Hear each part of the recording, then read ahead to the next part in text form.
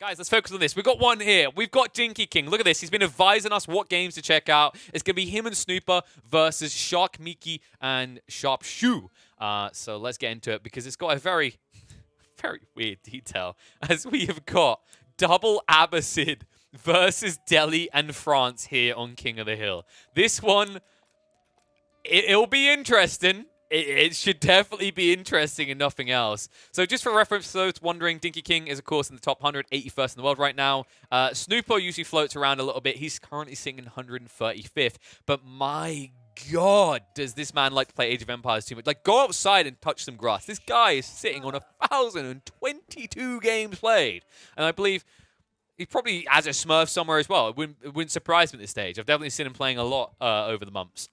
Their opponents, on the other hand, I think are mainly just ranked on the 2v2 leaderboards. When I'm mixing. Sharp Mickey is not too bad. Comes in 273rd, and then Sharp Shoe, you can tell they're friends by the way by the names, doesn't come up on the 1v1 leaderboard. Interestingly enough, but if I go to the 2v2, Sharp Shoe is 746th in the world right now, and then Shark Mickey, I believe, will be sitting about 500. Apologies, it's going to take a moment. AOE4net is a little bit drunk today. Glug, glug, glug. But no, the point is, this is a fairly high tier game. Yeah, 298th in the world in terms of 2v2. So this should be a fun one. Should be very interesting. Like I said, Abbasid is it's an interesting way to go in a team game. It kind of reminds me of, like, you know, when you think of, like, team games with classes in the old days, like Overwatch when it first came out, and everyone's like Team Genji or Team Soldier, right? Where everyone just picked Soldier, and it's just like, it's so dumb to watch. I'm expecting something kind of comparative there. Apparently, it's the worst Civ combo statistically, the Abbasid. 39% win rate according to Dinky. So Dinky is trying, he's being a hero here. He's trying to pad those stats a little. We'll see if he can do. In theory, it can be quite strong, right? Like, I think the thing with Abbasid's double Abbasid that would slow them down and stop them, possibly, is the early game sucks, right? The ultra early game. Usually when you talk about Abbasids, it's about how you kind of curb the tide and move into the Castle Age. And that's the 1v1 scenario. When we talk about seeing the Abbasids in team games, I feel like their strength isn't even this eco-boomer thing that people got obsessed with. It's actually being the bottom, right? It's being the cannon fodder. They spam spears early on, and then they let the other teammates castle up, and then they castle up later. But the cool thing is that they have all these spears out in the field that were protecting their front line, but now can build siege weapons in the base. So all of a sudden, they move from being cannon fodder to the artillery specialist. I think that's actually their strongest role, and I can see why it maybe is not that impressive of a Civ combo in a 2v2 or 3v3 or 4v4 even, just because of how slow you are, right? Like how you're not necessarily going to be present, because even if you do build in spears early on, like we talked about that you would in comps for bigger team games, the problem you have is, like, how are the other bases is being covered? What is your strength in Feudal? Unless you're going in for a Dark Age Ram Rush, there isn't really much to attest to. And I think the biggest problem with the concept like Dark Age Ram Rush is how big the maps get, right? Like, think about how big this map is. Look, one side or the other. I'm just going to hit the arrow keys and go. Okay, I didn't do that justice. That was very fast. Now I'm going to do it like this. Like I'm in the middle of cinematic. Like I'm slowly going to move across the location of James Bond. You're like, wow, I didn't realize he was there. And then we pan back to him. Dun, dun, dun, dun, dun, dun, dun, dun. That one right there is James. But my point is this. It's a very big map, right? And you're moving very slow units across it. It's hard to leverage that strong Dark Age rush timing, especially after they nerfed Rams. Like, before, maybe you could kind of all in on it. I just don't think statistically it's worth the chances to pull off now, especially if you're up against one Civ that maybe has mobility, such as the French here, that might just get to Knights quick enough and then right across to assist.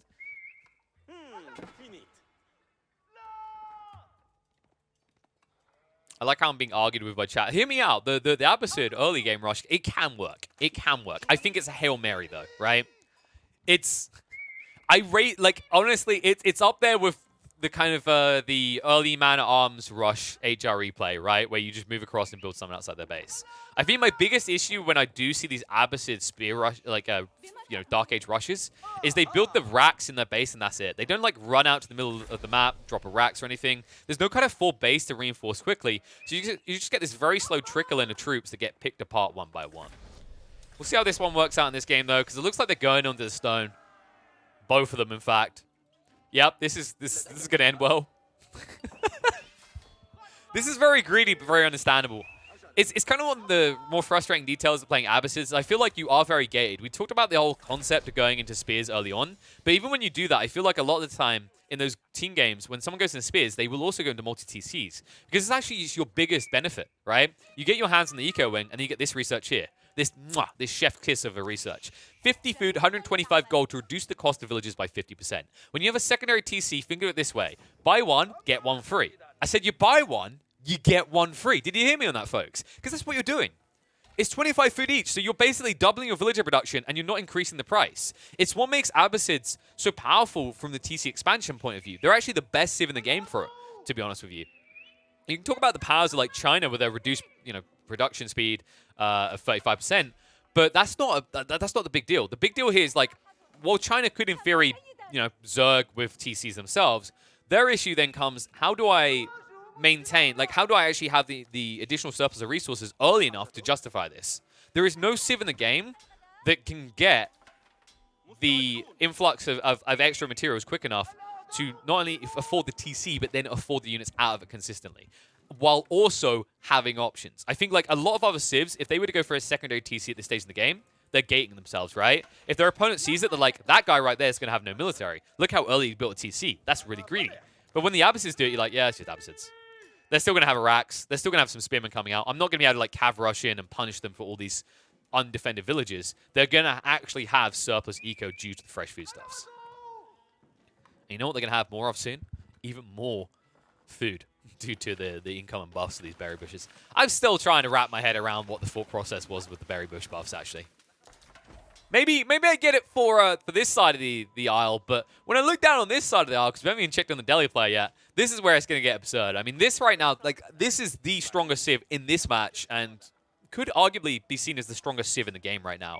The changes to Delhi, the fixes of the bugs, has really allowed them to shine now. I think we're starting to move back into this kind of feudal pseudo-castle age aggression around sacred sites that gives a huge influx of gold to push you ahead of your opponent. And now with home blades being accessible again, it just makes them so oppressive of a civ to face off against. The only good news really for the Abbasid players in this matchup, of course, is we're talking about King of the Hill. There is only one sacred site in the center. So this isn't going to screw them over entirely, right? Getting your hands on the sacred site will trigger some pressure that needs to come out from the Abbasid players to take it back. But it's going to be 200 gold trickle per minute for the Delhi player, nothing more. Whereas usually we're talking about 3 sacred sites. Usually you control 2 of them because you don't want to you want to try and chill your opponent so you can actually escalate. And you're getting 400 gold per minute, and then you pick up relics alongside it. Speaking of relics, by the way, a lot of them near the Delhi player. So I've got a feeling that Sharpshoot could easily become the powerhouse in this game. Depends how he opens up, whether he wants to rush into castle here. Feels like right now he's actually going for the aggressive though. You can see this, he's got the archers moving out. He's dropping the double outpost. A little bit overkill, I feel. I guess the concern is they are up against the Abbasids, so there is always a risk that they actually just ram rush you out and get rid of those the sacred site control. But it's a long way to run. You see them coming a mile off. I don't think you have to invest this heavy to defend that site right now. Miki moving in. Doesn't even get his charge out. Even though these spears were no longer bracing as they were too busy auto-attacking the spears. Looks like it's good enough to scare Miki away. I'm surprised he even tried for that. Not exactly the best of trades. He could have easily wrapped around as well. Considering that, I don't think that it looked like the brace was a bit funky. You wouldn't have got rude. You could have moved past. You could have sniped 2 or 3 villages and been out. Instead, you just took a crap ton of damage and you almost killed a spearman. No ideal. Meanwhile, over in Dinky's base, how are we looking now? So it's going to be the trip stable drop. I like this. This is pretty powerful. The horseman spam out right now, you already saw that your opponent is spamming archers, right? It feels like a lot of these Delhi players have shifted away from spears wholly into archers because, well, you couldn't just quick wall, right? This is one of the biggest ridiculous things about this, I think, and I wouldn't be surprised if it gets nerfed in some way, like you can't build when enemies are nearby or something. Because one of the absurd things is, say you're in a situation where you've got an archer on the army and you see knights riding towards you, you just wall quickly. You just instantly wall, and they can't reach you. It's so stupidly powerful. I don't feel like this can be allowed to continue to exist in its current state. Maybe the other way they do it is, if the palisade wall isn't completely built, you can still move through. But I know a lot of people wouldn't be happy with that, because the whole idea of quick walling is seen as a pretty kind of high-level, big-brained, fun thing. And in fairness, quick walling doesn't often work out, right? Unless you're playing Delhi. Dinky moving in. Punishments must be given over. Sharpshoe is far away, gathering on the stone in small quantities, because of course he wants to prep himself, compound defender later, to just stack up the defenses around the center. But we should point out that this Sacred Site has been capped for about a minute now, I want to say. It's been a while, so you're going to have to address this soon. I forgot to put out the exact time of the Sacred Site victory. You know what? It'd be nice if we just had an in-game thing, so I never had to do that, wouldn't it? Maybe one day. Please, Relic, please. But what is this? Snoop? What? Snooper sitting here going, what's this? You know, Snooper with a name like this, I must be a Snoop Dogg fan. What's the thing that I can build that looks closest to a dog? It's got to be a camel, right? He's whipping out the camel arches. We'll see how effective it's going to be. I mean, the problem I see is you've got a big knight issue. The camel on ease is going to be nice. I'm just concerned that you can be skirted around. I like the way that Snooper is backing up into the choke points, though. He's trying to actually not expose his flank at all. It means he's sacrificing the front of his base, but you kind of have to do that as a result of not getting these walls down. The cool thing is he still has a villager out here, so he might be able to sneak it back later. It's just all a case of whether Miki hangs around here and is paranoid this is going to occur. But it looks like he's feeling a bit cowardly. He's going to back up for the moment, so he's going to give some breathing room. Probably good timing as well. Dinky was starting to move across to reinforce. In the meantime, looks like Dinky is starting to just scout out the areas of his opponent's base, keep Sharpshoe kind of boxed in, so they can maybe look to try and exploit any reinforcements moving across, i.e. the archers, and then look to jump the center together, because they're going to have to go soon. You can see the outposts are already being upgraded as well. And there is an easy wrap-in from the south here. The problem is just these outposts will pick you apart unless you send like 10, 11, maybe 4... 4? I don't know how it went 11 to 4. 11, 12, 13 of these horsemen. Just to be able to justify it and guarantee it. Spears. Flying out here. Nice roots coming out. Nicely played there by Snooper. Locks in 2 or 3 of those knights. Plows them down. And the horsemen, they're baiting him in. Chuck Miki. He doesn't manage it correctly. All of a sudden, the horseman trying to poke into the archers again. And it looks like Miki might just have to fully back up. He tries to re-engage. The spears, though, brace prematurely. However, it will not stop them from cleaning up the rest of these archers. In the meantime, it looks like Dinky's running rampant through the reinforcing lines of Shu as he pushes out more archers. They're going to be picked apart by these horsemen with their bonus damage. And you can already feel that kind of Benny Hills theme setting in right now. It feels like, as it stands, they're just forced to respond left to right, left to right, left to right. I think the biggest problem that Miki has is with his current kind of state of affairs, unless he chooses to wall himself off, he's always going to be stuck on the west side to try and defend himself, right? He can't go and reinforce the east side and deal with Dinky. And that's actually the brilliant way that these two are playing it. It's just that, yes, the Delhi player is concerned as time goes on, but right now, like, just keeping the French player in limbo, unsure of what his role is in this game, is meaning that they're missing out on the pristine timing that French Knights give you in these matches. And as a result, Snooper will now be able to move in and complete the walls. And here's a choke point you don't really want to push into. Oh, the Knights move in, though. What? Oh my god, that wall. Okay, they'll get 1 or 2 of these Knights to punish him for that, but I can't believe that one little wall. Snooper, be honest, you didn't see it, did you? I didn't see it at first.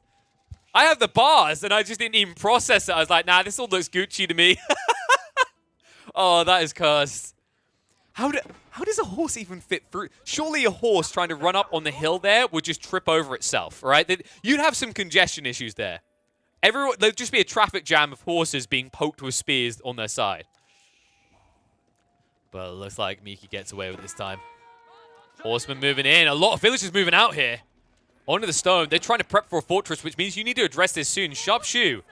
He needs to save up, though. His food, he's been investing heavily into the archers. He doesn't have the required amount for a tech up. If he gets there and gets a keep dropped here, this game is pretty much GG, though. But he has to crack that timing. In the meantime, Snooper teching up. He's about to be complete.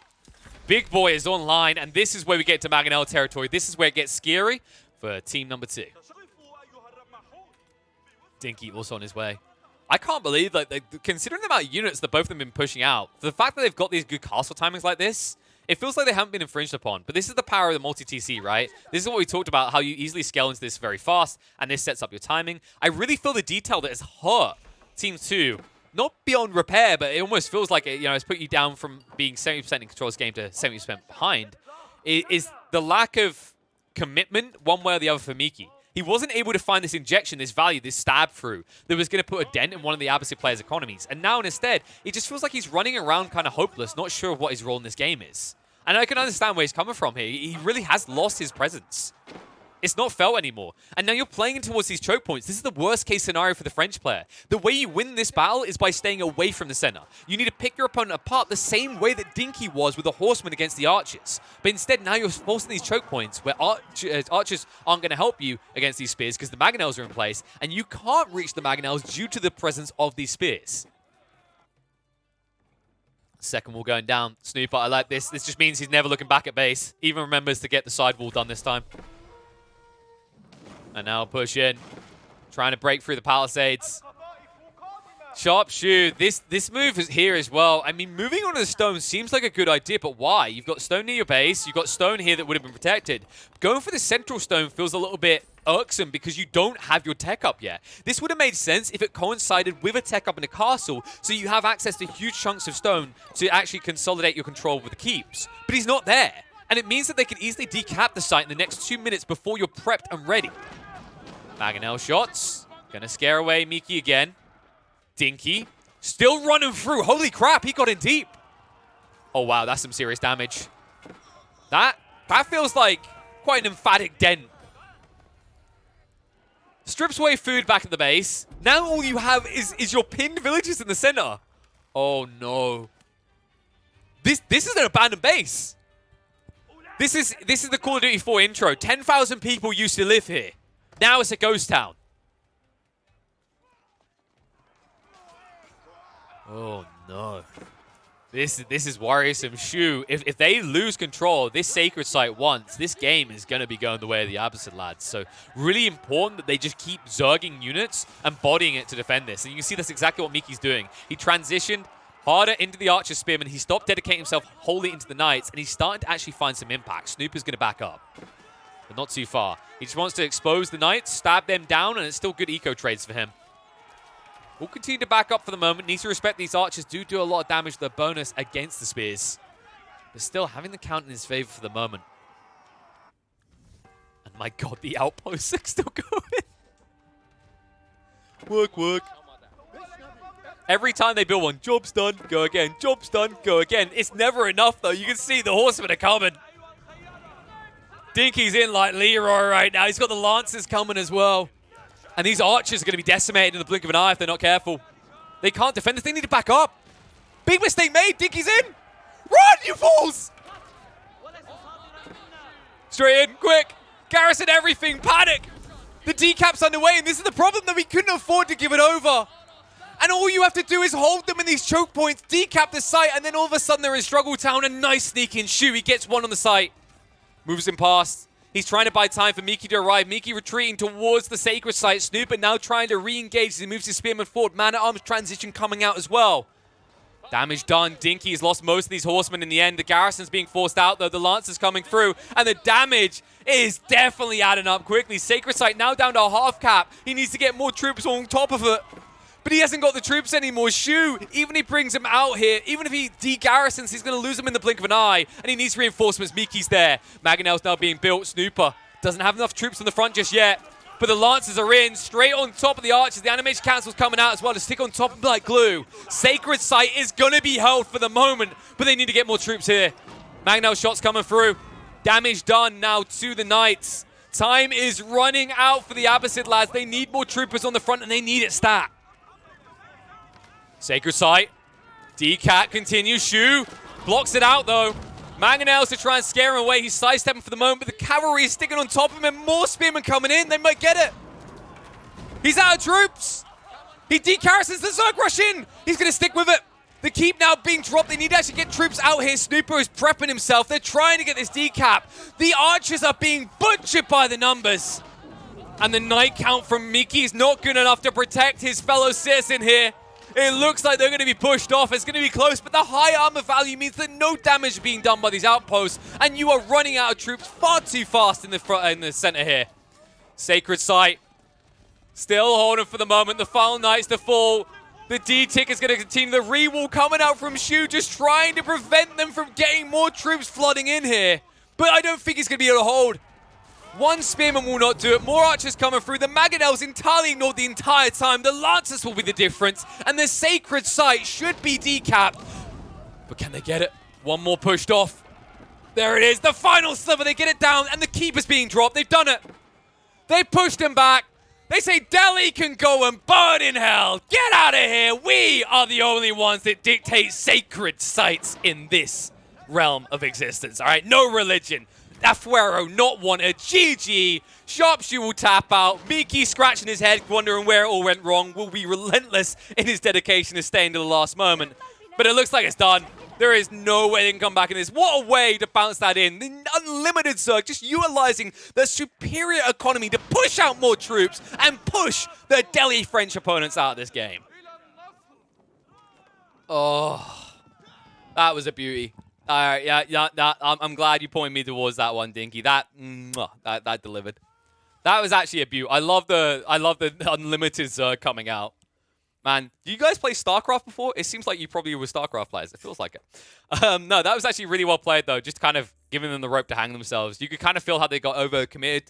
I think, especially the Delhi player, the big mistake coming out from him is just like he became too fixated on the sacred site, right? I understand where he's coming from, but the fact that he never like transitioned his economy earlier to that location meant that stabbing from Dinky, where he assassinates all of the backline eco, means that you're playing on a very condensed economy with limited resources. And it's really well played by the Abbasid players, who I think are both in my chat right now, Snoop and Dinky, by both of them to like identify that their opponents can't match the push out, right? They're double TC, they're Abbasid players. One of the players is French, and he's been going with his premium knights that backfired, so he's not zerging. And the other opponent has wasted a lot of resources on defenses, and now he has limited resources to rebuild an army. Really well played by them to just understand this game was simply going to be won by unlimited push out, right? It was either going to be they get the tick out on the sacred site, or you just body them non-stop, and it works out to their advantage. Nice micro play around, nice animation cancel. I saw it, you dirty little scummer. I saw it with the Lancers. As you surround the archers, got through them twice as quickly. That small detail really made a big difference there. And apparently, yeah, only a minute left on the timer. I felt like it was around a minute left. Like, I forgot to put the sacred site timer up as soon as I saw it, because I forget that King of the Hill is one site. But yeah, really well played by them. And guys, you know, watch this on the YouTube side, because I love doing these outros, because I'm lazy, and why do a second take later and have to re-wear a shirt? If you like what you saw, make sure you subscribe. Make sure you head across to the Twitch side. Dude, the players who are playing in this are in this right now, which means either this was live and they were cheating, or this is recorded. Nah, it's recorded, don't worry. Yeah, if they're willing to listen to me waffle over the gameplay they just done, I guess I'm doing something right. It's probably just a shirt. It's probably just a shirt. But if you want to see more shirts like this, make sure you go and follow me on the social medias down below.